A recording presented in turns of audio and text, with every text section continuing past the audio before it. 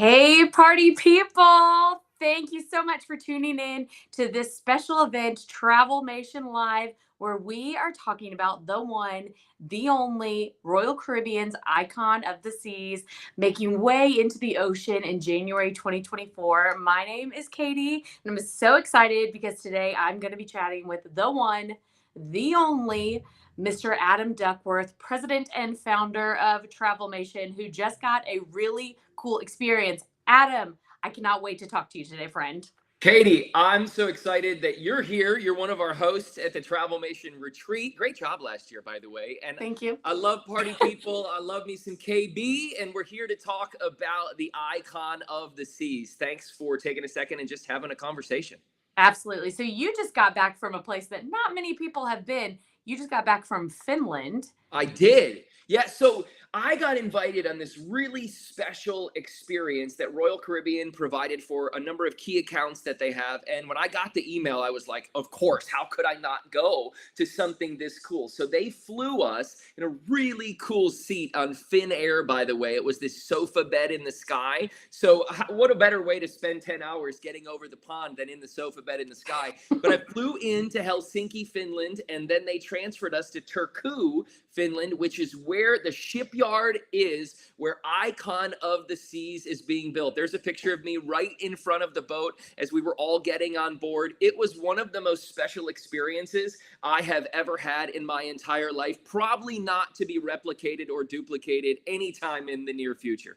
I mean, I'm so glad you explained that, because when you first said Finland, I was like, Finland and cruising, what does that have to do together? But that is such a unique experience. So you literally got to see the ship before it is even complete. I did. So Icon is what I would call nearly complete. They have done so much work in the last little while getting Icon ready, but it's not complete yet. So they are putting the finishing touches on things on board. There's still some construction to do. I did hear, though, that the Wi-Fi is operational and they're testing it, and it is the fastest Wi-Fi they've ever seen. So that's an exciting thing. But how cool to be able to board the largest cruise ship in the world before it's even finished. So this was a once in a lifetimer for me, and I was so grateful to be a part of it. Now let's talk. Let's talk about this ship. Okay. Everybody wants so what to did know. Did they just like let you loose in the cruise ship and let you explore? Like, what did they do? Are you kidding me? No, we had there was a guided tour, and there was a bunch of folks who were together throughout the entire process. We were being toured around by people who had constructed the ship and folks who were tour guides, people who are there consistently in Finland giving us the tours. So it was a complete group guided effort throughout the process. I wanted to get lost on board, but with all the construction still going on, I feel like I may have injured myself. But Probably definitely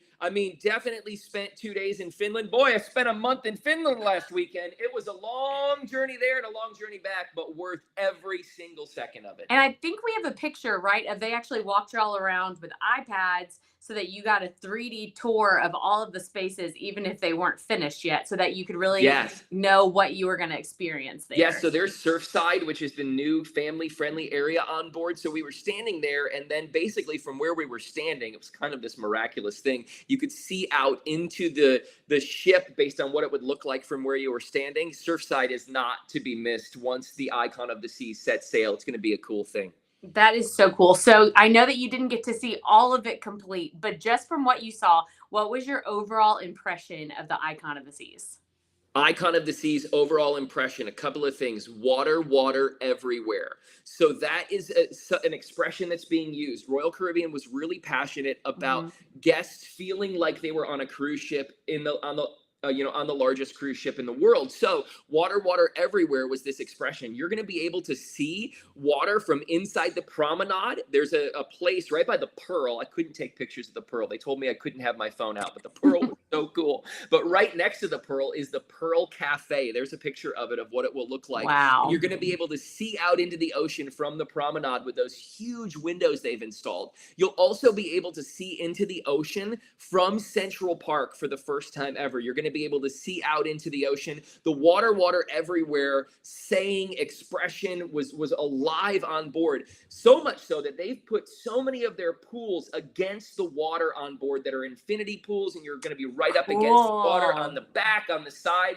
So they really want you to feel not like you're on a completely themed experience, but they want you to feel like you're on a cruise ship. And what do we love most about a cruise ship and cruising is the water. And that's such an important thing for Royal as they designed this, was to keep water as an impressionable thing across the entire ship. Another thing that left me with an impression as I left Icon was that Icon is a completely new class of ship. It is not an Oasis class ship. An Oasis class ship is stunning and magical and beautiful and all those things, but Icon is a new class. So I would be like on deck 7 or deck 8 going to myself, wait, where am I on an Oasis class ship? Is this where Dazzles is on the Allure? Is this, and they would remind me, remember, you're not on an Oasis class ship. So it was really cool that they've developed this new class of ship based on neighborhoods, which I'm going to talk about at the end. Yeah. So you're really experiencing all kinds of new stuff, which is cool. By the way,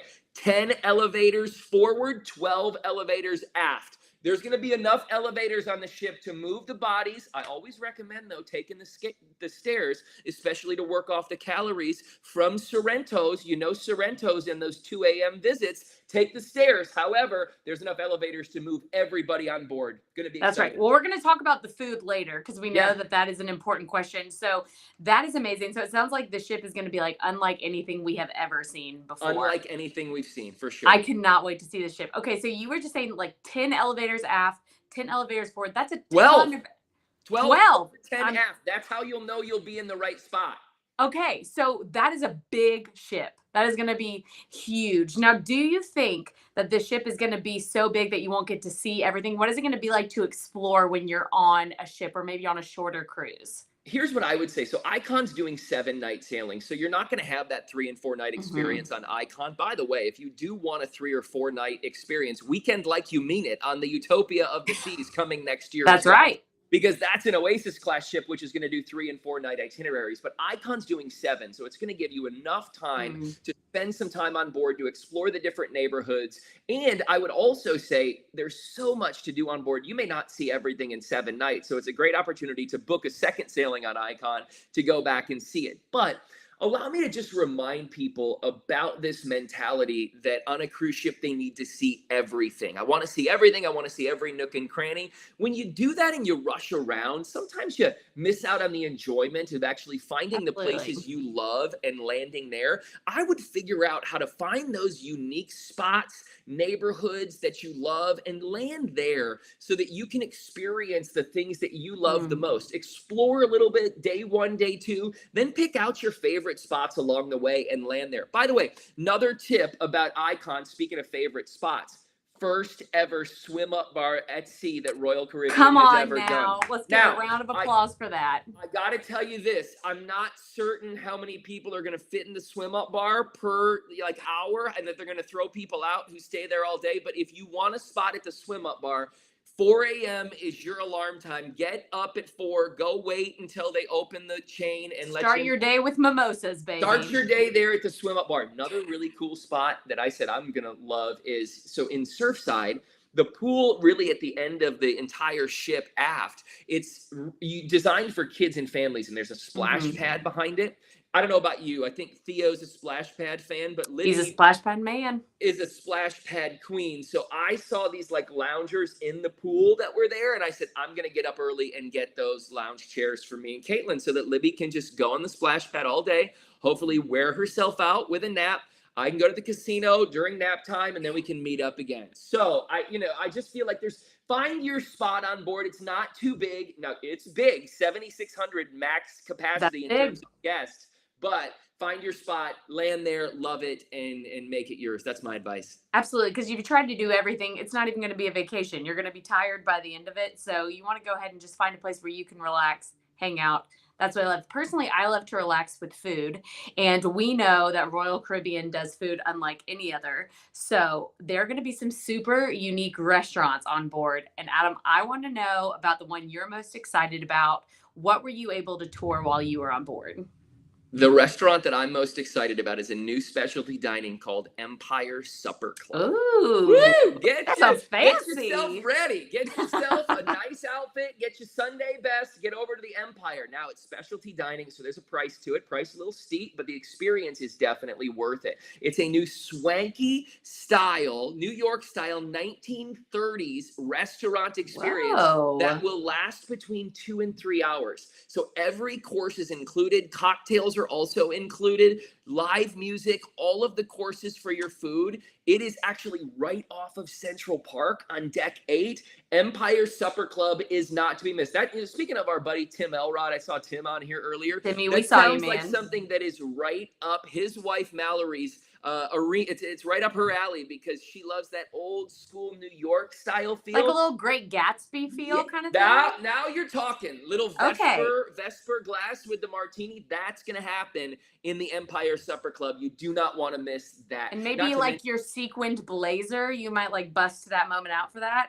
Katie Brown, now you're not to give away my secrets about all the blazers I have coming in 2023 and beyond. We'll keep that on the DL. We'll keep it on the DL. Okay. We'll keep it on the DL. You know, I need to reveal those things, but I will say this, as that launches not only the Empire Supper Club, but there's so many other unique specialty restaurants on board that have been reimagined. So Chops and Hooked and all these things. That like all of our favorites from the past, from other ships.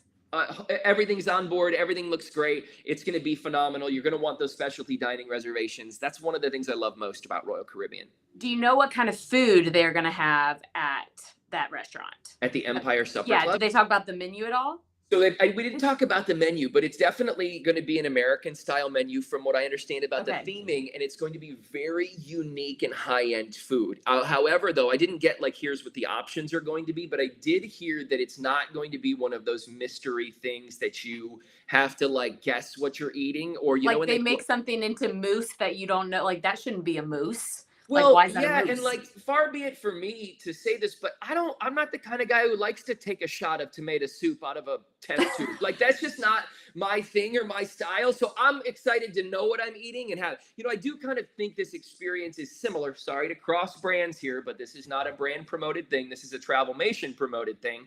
I would compare the experience probably to Remy on the Disney Dream or the Disney Fantasy. So multiple courses, very high-end food, and that level of service and expertise would be in the Empire Supper Club. Truffle fries, not so sure about truffle fries. I just saw that.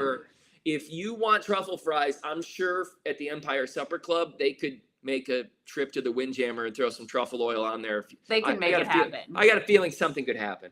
Okay, so I have a feeling after this dinner that you might be in your sequin blazer, maybe headed to the casino. That's me. So this was actually a question that I didn't think of, but we got asked a lot before this. The casino, is it going to be a smoke-free casino?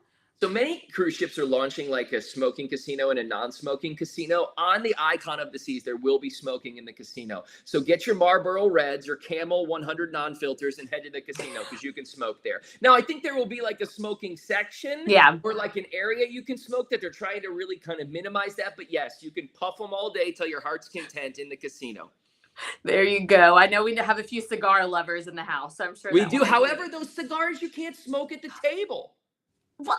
That kind of gets it's so you interesting. Can't be with your sequin blazer without your cigar, Adam. Listen, what? Winston Churchill, George Burns, that lived to over 100. Winston like 94, George over 100. They credit the cigars, but you can't smoke them there. You can smoke the cigarettes, but that's a whole nother story for another time.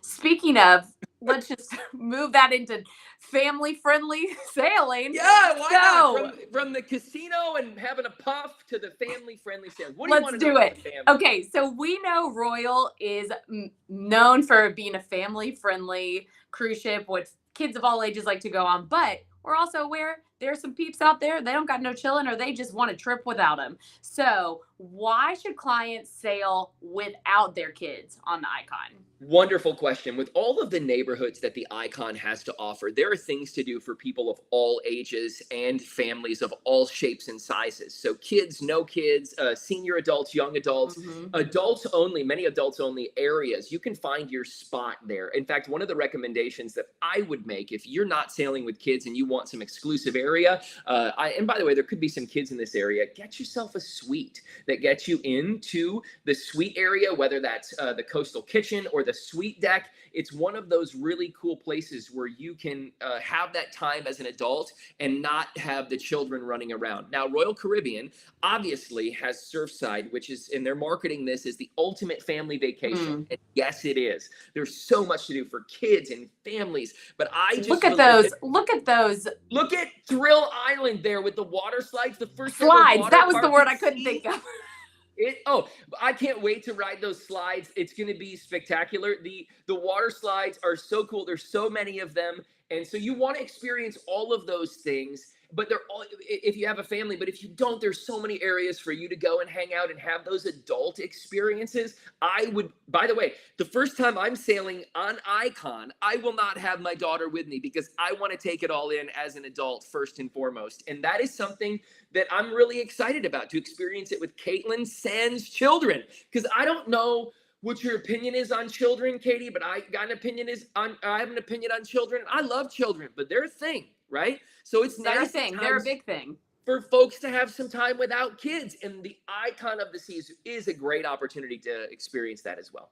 And I think what I'm hearing just from how you've described it, and I didn't get to go walk around, and see it, but no matter what you want to do when you go onto the Icon, whether you bring your kids, whether you go alone, whether you're on a girls trip, bachelor party, whatever, that there's going to be something that you can do there and something that is going to make this an amazing sailing for you. 1000%. I'll close with this. Royal Caribbean in the last 10 years kind of carried around this bag of tricks, right? And they've reached in and pulled out every trick that they had, and they have put it on Icon of the Seas to create their next class of ship, or Icon 2, which will come in a couple of years. They're going to have to refill the bag of tricks because they are all in there. It's going to be literally the ultimate family vacation, and I can't wait to be one of the first people on board. Last thing, look at the picture. That's the new Aquadome.